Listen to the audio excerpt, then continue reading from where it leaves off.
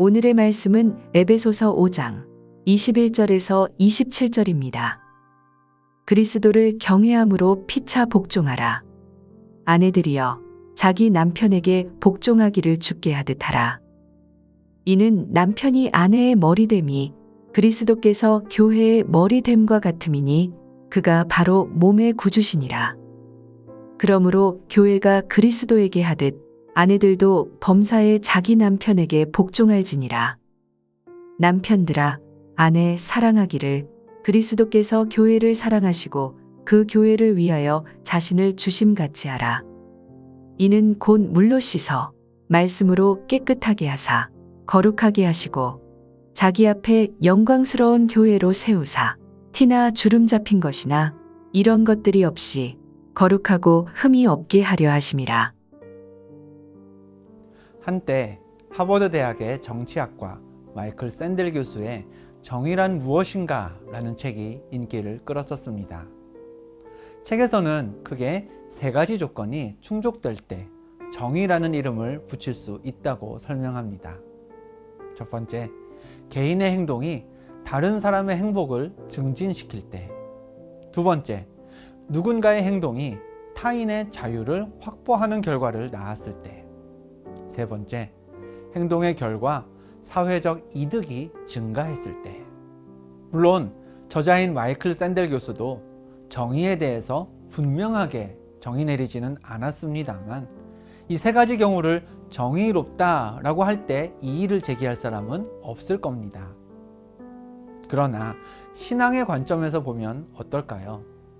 개인의 행동이 타인의 행복을 증진시키고 또 사회적 이득을 많게 하면 우리가 말하는 하나님의 정의, 하나님의 공의가 이루어졌다라고 볼 수 있을까요?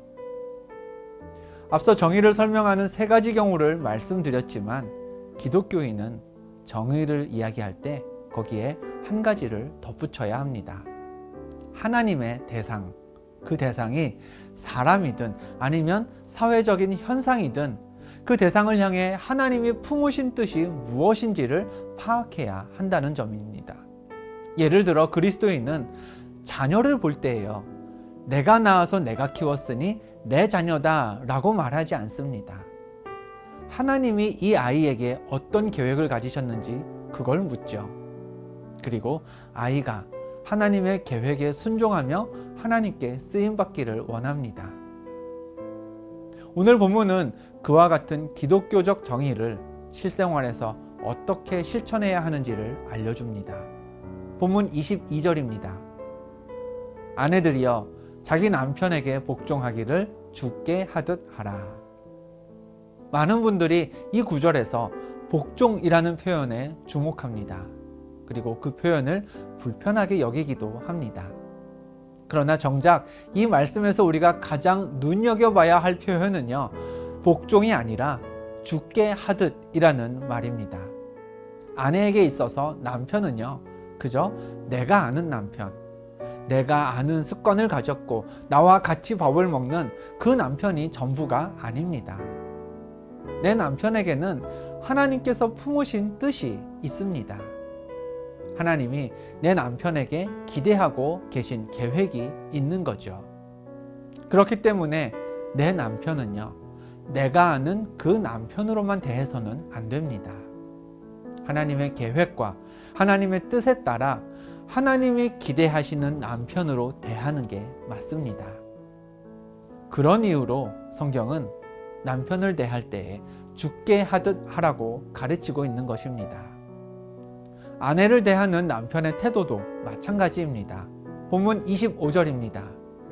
남편들아 아내 사랑하기를 그리스도께서 교회를 사랑하시고 그 교회를 위하여 자신을 주심같이 하라. 남편도 아내를 남편 관점에서 사랑하면 안 됩니다.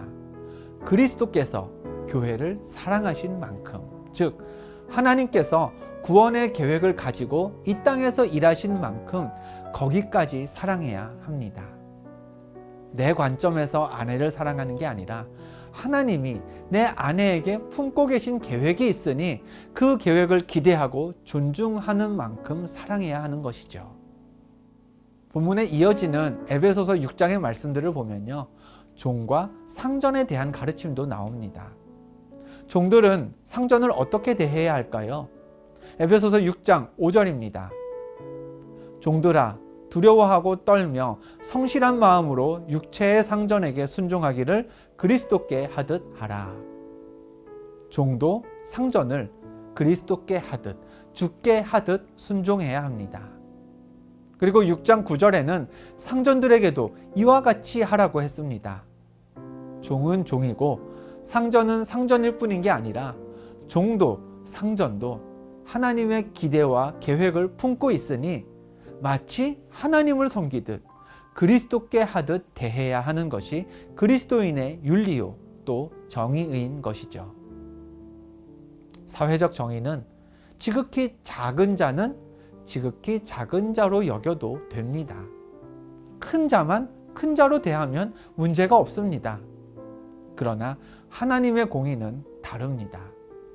하나님은 지극히 작은 자도 사랑하십니다. 큰 자에게뿐 아니라 작은 자들에게도 큰 계획을 갖고 계십니다. 우리 모두가 다 예수님을 십자가에 못 박히게 해서라도 구원하기 원하셨던 그런 하나님의 백성이요, 하나님의 자녀죠. 때문에 하나님의 관점에서는 세상에서는 작은 자라 해도요, 결코 하나님 앞에선 작은 자가 아닙니다. 내 남편이라 해도 그냥 남편이 아니라 그냥 아내가 아닌 거죠. 종도 단순히 종이 아니고요, 상전도 그냥 상전일 뿐인 게 아닙니다. 모두가 다 하나님 나라의 백성이요, 모두가 다 그 나라를 이루어갈 하나님의 도구입니다. 오늘 여러분은 누구를 만나십니까? 누구와 함께 지내십니까? 누구와 같이 일하십니까? 여러분이 만나고 마주하는 사람들 중에는요, 세상에서 잘 나가는 이들도 있을 거고요, 세상에서 별 주목받지 못하는 사람도 있을 겁니다. 가족들 중에도요, 세상에 자랑할 만한 사람이 있고요, 친구들에게 흉만 보게 되는 그런 가족도 있습니다. 그러나 우리가 지켜야 할 하나님의 정의는 사람을요, 세상에서 보이는 대로, 세상의 가치대로만 보는 게 아닙니다.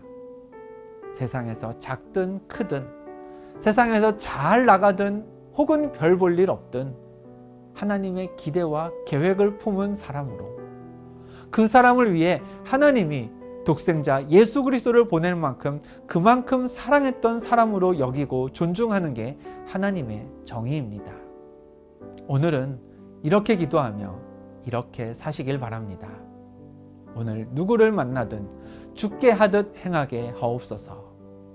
그리스도가 교회를 사랑하신 것 같이 그 사람을 사랑하게 하옵소서. 상대가 내게 사랑받을 만한 행동을 해서가 아닙니다. 나의 주인 되신 하나님이 내가 만나는 그 일을 먼저 사랑하셨습니다. 때문에 우리도 사랑해야 하는 것이죠. 가정에서, 일터에서, 사회의 정의를 이루는 데에서 만족하지 않고 하나님의 공의를 이루어가는 사람, 하나님이 사랑하신 그 한 사람 한 사람을 다 존중하고 아낄 줄 아는 그런 하나님의 자녀 되시기를 주님의 이름으로 축원합니다. 기도하겠습니다. 하나님, 세상에서 누군가를 바라보는 시야가 달라지길 원합니다. 누구를 만나든 주께 하듯이, 그리스도께서 교회를 사랑하셨듯이 존중하면서 하나님의 정의를 이루는 우리들 되게 하옵소서. 예수님의 이름으로 기도합니다. 아멘.